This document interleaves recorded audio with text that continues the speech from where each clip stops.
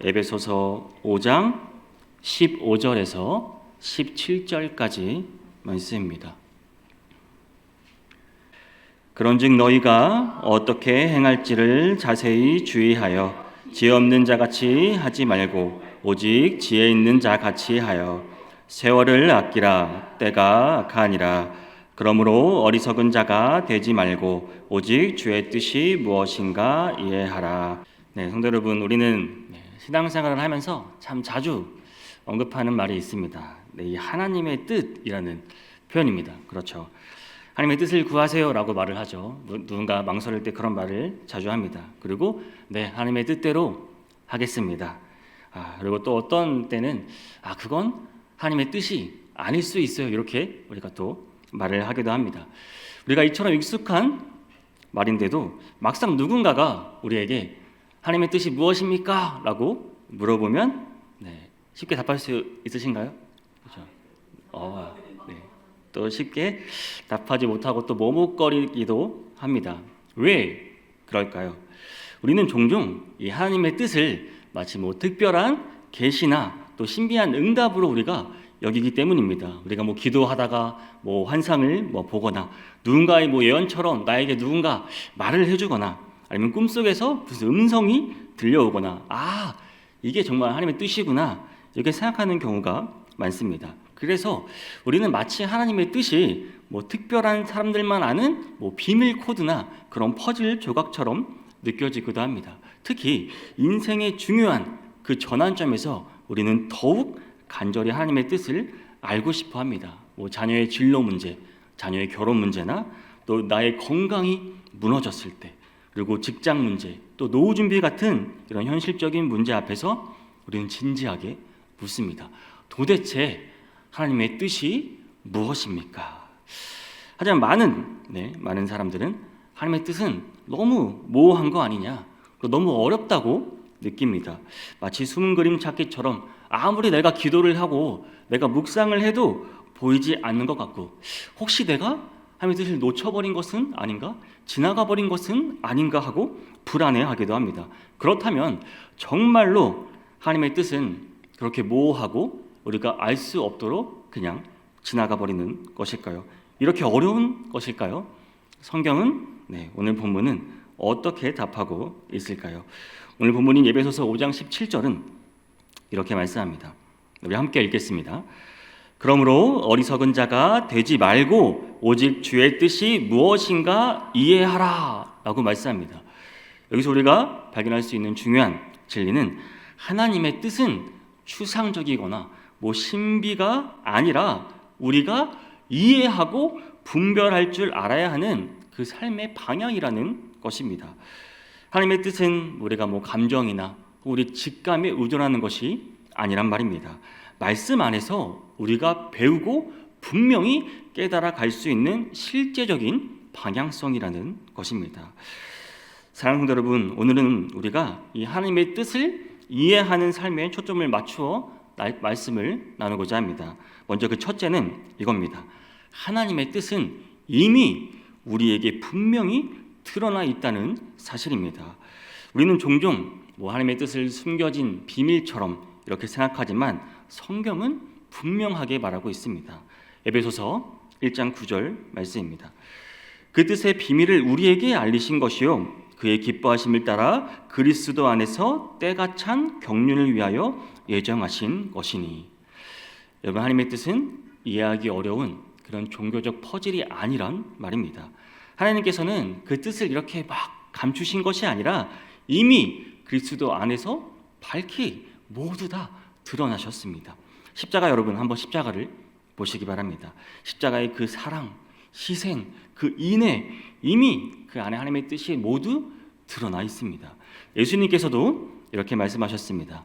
요한복음 4장 34절 말씀을 보면 예수께서 이르시되 나의 양식은 나를 보내신 이의 뜻을 행하여 그의 일을 온전히 이루는 이것이니라. 여러분, 예수님의 삶은 하나님의 뜻을 온전히 이루는 삶이었습니다. 그 삶은 곧 순종이었고 희생이었고 사랑이었고 섬김이었습니다. 우리도 예수님을 따라 살아가도록 부름받은 사람입니다. 즉 하나님의 뜻은 우리가 그리스도의 형상을 닮아가며 또 복음에 합당하게 거룩하게 살아가는 것이라고 말하고 있습니다. 디모데후서 3장 16절 17절 말씀, 우리에게 너무나 익숙한 구절이죠. 우리 한 목소리로 읽겠습니다. 모든 성경은 하나님의 감동으로 된 것으로 교훈과 책망과 바르게 함과 의로 교육하기에 유익하니 이는 하나님의 사람으로 온전하게 하며 모든 선한 일을 행할 능력을 갖추게 하려 함이라. 여러분, 하나님의 뜻은 어디선가 특별한 음성을 기다려야만 알 수 있는 것이 아닙니다. 이미 우리에게 주어진 이 말씀 속에 하나님의 뜻이 분명히 기록되어 있다는 사실입니다. 성경은 하나님의 사랑을 온전하게 만들기 위해 하나님의 마음이 담긴 책입니다. 그게 바로 성경입니다. 실제로 성경은 매우 구체적으로 하나님의 뜻이라고 이렇게 명시하는 몇 가지 구절이 있습니다. 데살로니가전서 5장 16절에서 17절 말씀 보겠습니다. 같이 읽을까요? 항상 기뻐하라, 쉬지 말고 기도하라, 범사에 감사하라. 이것이 그리스도 예수 안에서 너희를 향하신 하나님의 뜻이니라 라고 분명히 말하고 있습니다. 그리고 데살로니가전서 4장 3절에서 7절 말씀도 분명하게 선언합니다. 하나님의 뜻은 이것이니 너희의 거룩함이라. 곧 음란을 버리고 각각 거룩함과 존귀함으로 자기의 아내 대할 줄을 알고 하나님을 모르는 이방인과 같이 세욕을 따르지 말고 이 일의 분수를 넘어서 형제를 해하지 말라. 이는 우리가 너희에게 미리 말하고 증언한 것과 같이 이 모든 일에 주께서 신원하여 주심이라. 하나님이 우리를 부르심은 부정하게 하심이 아니요 거룩하게 하심이라. 하나님의 뜻은 이것이니 너희의 거룩함이라고 분명히 성경은 말하고 있습니다. 여기서 우리는 하나님의 뜻이 그렇다면 무엇보다 먼저 우리의 삶의 태도와 또 우리 행동의 성품의 또 방향성이라는 사실을 깨닫게 됩니다. 여러분, 항상 기뻐하는 것, 쉬지 않고 기도하는 것, 범사에 감사하는 것, 그리고 음란과 욕심에서 떠나는 것, 그리고 정결하게 살아가는 것, 이 모두가 하나님의 뜻이라는 말씀입니다. 여러분, 하나님의 뜻은 내가 지금 어디에 있느냐, 이게 중요한 게 아닙니다. 내가 지금 예배당의 자리에 있다고 해서 내가 하나님의 뜻을 지키고 있다는 사실이 아닙니다. 내가 지금 어떻게 살아가느냐가 훨씬 더 하나님의 뜻에 가까이 있다는 말입니다. 제가 한 이야기를 해드리겠습니다. 이제 한 성도가 자녀 유학 문제로 고민을 하고 있었습니다. 과연 보내는 게 하나님의 뜻일까? 아니면 보내지 말아야 하는 게 하나님의 뜻일까? 계속 고민을 하고 있던 중에 그 한 성도가 이제 기도하는 중에 마음에 하나님께서 깨달음을 주셨습니다. 네가 자녀의 앞날보다 하나님과의 관계를 더 민감하도록 해라라는 마음을 주셨어요. 그때부터 이제 그 성도는 이 유학 자체보다 이 자녀의 신앙, 이 자녀의 예배 생활을 더 중요하게 여기기 시작했습니다. 결국 여러분, 유학을 가는 게 중요한 게 아니고 안 가는 게 중요한 게 아니에요. 어디에 있는 게 중요한 게 아니고 이 자녀가 하나님과 동행하는 사람으로 자라는 것이 하나님의 뜻이라는 사실을 붙잡게 된 것입니다. 사랑하는 성도 여러분, 우리가 하나님의 뜻을 묻기 전에 먼저 이렇게 질문해 보아야 합니다. 나는 지금 말씀에 순종하고 있는가? 여러분, 말씀을 무시한 채 내 입맛에 맞는 다른 답을 원하면서 하나님의 뜻을 묻는 것은 이미 모두 드러나 있는 하나님의 뜻을 외면하는 것입니다. 그저 내가 원하는 길을 정당화하려는 그 합리화하려는 내 마음일 뿐이란 것입니다. 사랑하는 성도 여러분, 주님의 뜻은 이미 우리 손에 이 말씀 속에 모두 있습니다. 이제는 그 뜻을 따라 행하며 살아가는 순종의 삶이 필요한 때임을 아시는 모든 성도님들이 되시기를 바랍니다. 또한 사랑하는 성도 여러분, 하나님의 뜻을 이해하는 두 번째 통로는 바로 이것입니다. 하나님의 뜻은 삶의 지혜 가운데 드러난다는 사실입니다. 오늘 본문 15절과 16절 말씀을 다시 한번 제가 읽어드리겠습니다. 그런즉 너희가 어떻게 행할지를 자세히 주의하여 지혜 없는 자 같이 하지 말고 오직 지혜 있는 자 같이 하여 세월을 아끼라. 때가 악하니라 라고 말씀합니다. 이 말씀은 분명하게 말합니다. 하나님의 뜻은 지혜로운 삶과 그 선택 속에서 발견된다는 것입니다. 하나님의 뜻은 여러분 마치 하늘에서 번개처럼 갑자기 떨어지는 특별한 사건이 아니란 말입니다. 우리의 일상 속에서, 우리의 삶 속에서 지혜롭게 선택하며 살아가는 과정 속에 하나님의 뜻이 드러난다는 말입니다. 여기서 말하는 지혜는 단순한 지식이나 또 머리 좋은 것이 아닙니다. 하나님의 관점으로 이 삶을 해석하고 판단할 수 있는 능력, 이 하나님의 관점으로 보는 것, 이것을 분별할 수 있는 이 분별력을 지혜라고 하는 것입니다. 또한 세월을 아끼라라는 말에서 이 아끼다라는 말은 카이로스라는 이제 원어적인 의미가 있는데, 즉 하나님의 때, 그 하나님이 주시는 기회를 붙잡으라는 뜻입니다. 우리는 그 기회를 지혜롭게 붙잡으며 살아가야 한다라는 게 이 말씀이 우리에게 해주는 것입니다. 다시 말해 우리가 어떤 말을 하든 또 어떤 말을 하든지 하지 않을지, 또 시간을 어디에 쓸지, 또 어떻게 우리가 결정하며 살지, 물질을 어떻게 사용하고 어떻게 나눌지, 이 모든 우리의 작은 선택들 속에서 우리는 하나님의 뜻을 경험할 수 있다는 말입니다. 특별히 오늘날처럼 여러분 이 도덕적 기준이 다 흐려진 이 세대를 살아가고 있는 우리입니다. 무엇이 선인지 무엇이 악인지조차 지금 분별하기 어려운 혼란스러운 시대에 살아가고 있습니다. 이럴 때 우리는 더욱 지혜를 구해야 하는 것입니다. 여러분 하나님의 뜻은 종교적인 그런 수사적 표현이 아닙니다. 고상한 언어가 아닙니다.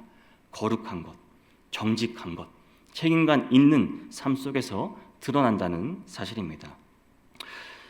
우리가 매일 아침 이 눈을 뜨고 맞이하는 이 하루, 이 새날은 하나님께서 우리에게 허락하신 하루입니다. 여러분, 내일 우리에게 어떻게 될지 아무도 모릅니다. 내일 안 올 수도 있다는 말입니다. 오늘 우리에게 새날을 주셨다는 것은 하나님이 오늘 우리에게 다시 한번 하루의 기회를 주셨다는 것입니다. 하루하루를 어떻게 살아가느냐, 즉 하루하루 하나님의 뜻을 실현하는 삶이 우리에게 주어졌다는 사실입니다. 여러분, 오늘 우리는 분별이 절실히 필요한 시대를 살고 있습니다. 여러분, 돈을 버는 것이 하나님의 뜻일까요? 우리 자녀를 명문대에 보내는 것이 하나님의 뜻입니까? 내 건강을 최우선으로 챙기는 것이 하나님의 뜻일까요? 그럴 수도 있고 아닐 수도 있습니다. 하지만 중요한 건 그 선택이 하나님을 과연 기쁘시게 하는 것인가?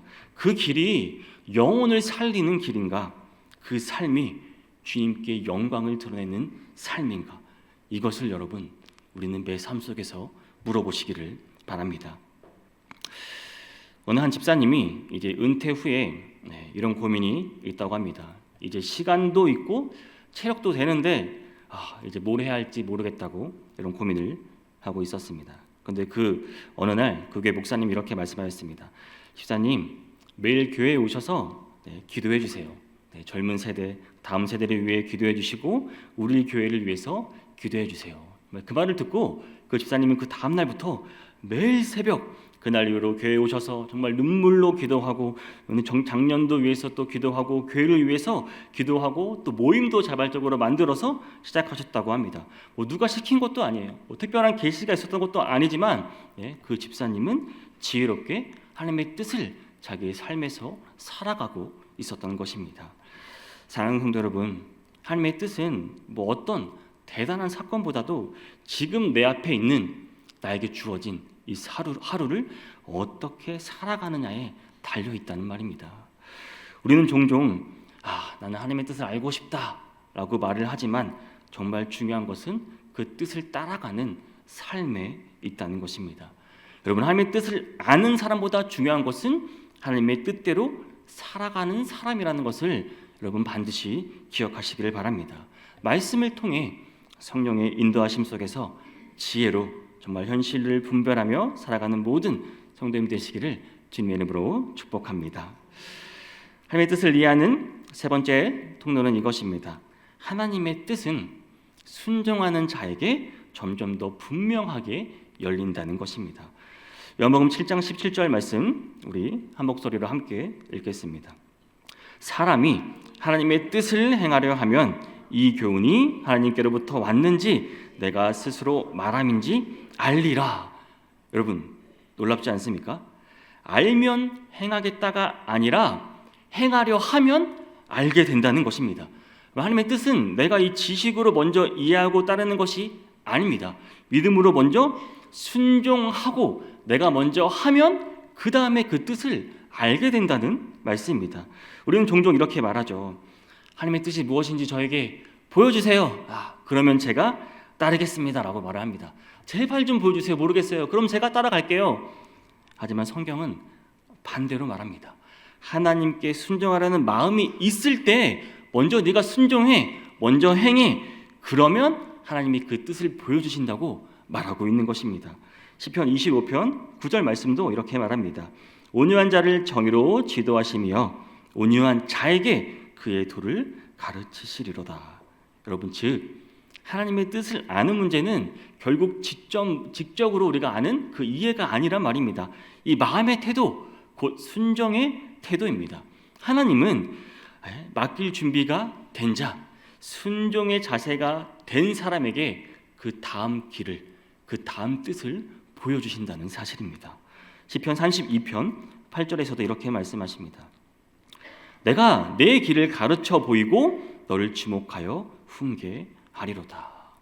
여러분, 하나님의 인도하심은 순종하는 자의 삶 속에서 조금씩 그리고 점점 더 구체적으로 드러난다는 사실을 여러분 기억하시기 바랍니다. 우리는 종종 이렇게 기도하죠. 주님의 뜻을 알려주세요. 그러면 제가 따를게요. 그런데 하나님의 방식은 내가 너를 인도할 테니 네가 먼저 신뢰하고 따르라 이겁니다. 순종이 앞서는 거예요. 순종이 앞서면 인도는 이제 그 뒤를 따르는 것입니다. 히브리서 10장 36절 말씀입니다. 너희에게 인내가 필요함은 너희가 하나님의 뜻을 행한 후에 약속하신 것을 받기 위함이라. 여러분, 성경 속 많은 우리 믿음의 사람들도 똑같이 그랬습니다. 여러분, 아브라함, 그렇죠? 너무 잘 알고 있죠.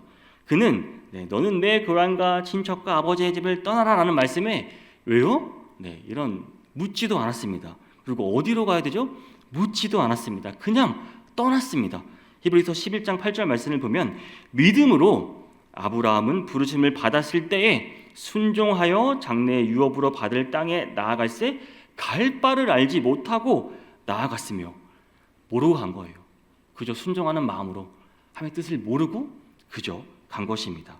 하나님의 뜻은 모든 것을 다 안 다음에 따라가는 것이 아니라 먼저 순종할 때 그 다음에 보여주시는 여정이 바로 우리가 하나님의 뜻을 따라가는 것입니다.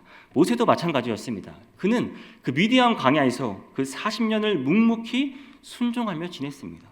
하나님께서 그 인내의 삶 가운데 모세를 부르신 겁니다. 순종의 시간은 여러분 결코 헛된 시간이 아닙니다.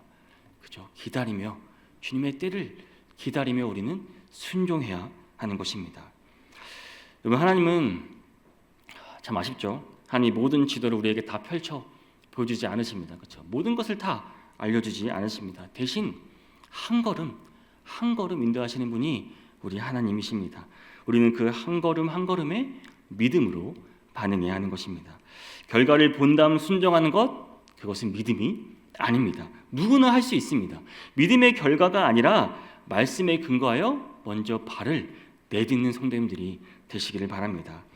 마치 바다 위를 걸었던 그 베드로처럼 여러분, 먼저 발을 내딛어야 물 위를 걸을 수 있는 것입니다. 베드로만 걸었어요. 그 뒤에 사람들은 아무도 물 위를 걷는 사람이 없었습니다. 먼저 행하는 것, 믿음으로 순종으로 따라가시기를 바랍니다. 그래야 하나님의 뜻이 더 또렷하게 우리에게 다가오는 것입니다. 사랑하는 성도 여러분, 오늘도 우리에게 주신 이 하루 속에서 그 작은 순종의 걸음을 내딛을 수 있기를 소망합니다. 하나님이 그 걸음을 통해 하나님의 뜻을 점점 더 밝히 보여주실 것입니다. 사랑하는 성도 여러분, 우리는 종종 하나님의 뜻을 알기 어렵다라고 말합니다. 하지만 하나님의 뜻은 사실 그리 멀리 있는 것이 아닙니다. 하나님의 뜻은 우리의 삶 가운데 인격적으로 다가오시는 하나님의 초대입니다. 여러분, 그 뜻은 지금 여기서 우리가 믿음으로 살아내야 할 진리인 것입니다. 하나님은 우리와 인격적으로 교제하십니다. 이미 다 보여주셨어요. 말씀을 통해서 우리와 우리에게 보여주셨고요. 우리 양심을 통해 또 우리에게 알려주시고 우리의 환경을 통해서도 알려주십니다. 우리 기도를 통해 우리와 교제하시고 우리의 마음 가운데 함께 하시는 것입니다. 끊임없이 우리에게 하나님의 뜻을 지금도 계속 말씀하고 계신다는 사실입니다. 잠언 3장 5절 6절 말씀 제가 읽어드리겠습니다. 너는 마음을 다하여 여호와를 신뢰하고 내 명철을 의지하지 말라. 너는 범사의 그를 인정하라. 그리하면 내 길을 지도하시리라. 우리가 해야 할 일은 단순합니다. 하나님을 전적으로 신뢰하고 범사의 하나님을 인정하고 그리고 하나님의 말씀에 순종하는 삶을 사는 것입니다. 여러분, 하나님의 뜻은 추상적인 개념이 아닙니다. 성경 말씀은 이미 우리 가운데 있고요. 성령님의 음성도 우리에게 계속 조용히 우리에게 또 말씀해 주고 계십니다. 우리의 삶 속의 선택들 안에 하나님께서는 선명하게 하나님의 뜻을 담아서 우리에게 계속 보여주고 또 보내주고 계십니다. 로마서 12장 2절은 이렇게 말씀합니다. 너희는 이 세대를 본받지 말고 오직 마음을 새롭게 함으로 변화를 받아 하나님의 선하시고 기뻐하시고 온전하신 뜻이 무엇인지 분별하도록 하라. 하나님의 뜻은 선하고 기뻐하시고 온전하신 뜻입니다. 우리가 구하고 따라야 할 최고의 길은 바로 이것입니다. 여러분, 오늘도 하나님은 우리를 부르고 계십니다. 말씀으로 돌아오라. 지혜롭게 살아라. 순종하며 걸어가라. 여러분, 이것이 하나님의 뜻입니다.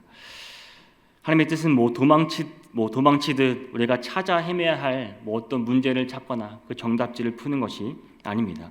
그 뜻은 지금 이 자리, 내가 있는 자리에서 내가 어떻게 살아가느냐, 그 삶의 방식에 있다는 것입니다.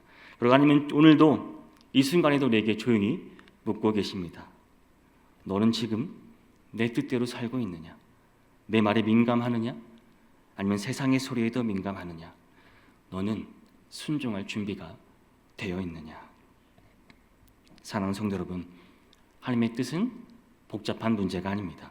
매일 주님 앞에 무릎 꿇고 또 작은 것부터 순종하며 나아갈 때 하나님의 뜻은 조금씩 그리고 분명히 우리의 삶 가운데 열릴 것입니다.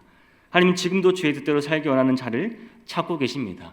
하나님의 말씀을 사랑하는 자, 주어진 기회를 소중히 여기는 자, 순종으로 반응하는 그 한 사람, 여러분, 그 한 사람이 바로 하나님의 뜻을 살아내는 사람, 그런 사람이 우리가 될 수 있기를 소망합니다. 마지막으로 마태복음 6장 10절 말씀 우리 함께 읽도록 하겠습니다. 나라가 임하오시며 뜻이 하늘에서 이루어진 것 같이 땅에서도 이루어지리라.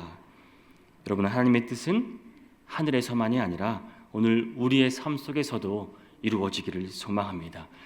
사랑하는 성도 여러분, 오늘 이 자리에서 또 하나님의 뜻을 살아내는 주님의 사랑이 되시기를 주님의 이름으로 간절히 축복합니다. 아멘.